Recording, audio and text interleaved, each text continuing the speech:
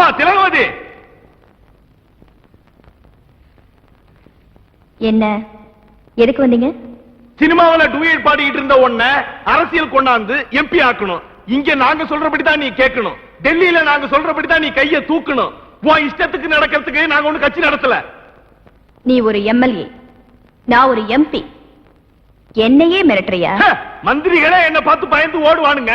என்ன பார்த்து நீ சாதாரண எம்எல்ஏங்கிற. போலீஸ் ஸ்டேஷன்ல நம்ம ஆளுங்க மேல ஏன் ஆக்ஷன் எடுக்க சொன்னாங்கன்னு கேளுங்க.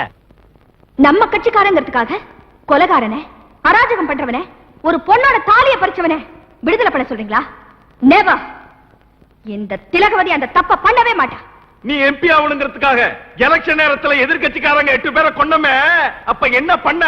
8 பெண்களுடைய தாலி அறுந்து போச்சே, அப்ப என்ன பண்ண?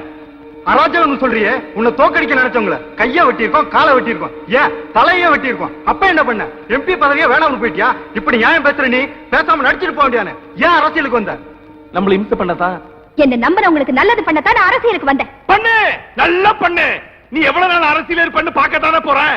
பாக்குறேன். ஏடா என்ன நின்னுகிட்டு போங்கடா. பாத்தியாமா அவனுக்கு என்ன சொல்லிட்டு போறானுங்கன்னு?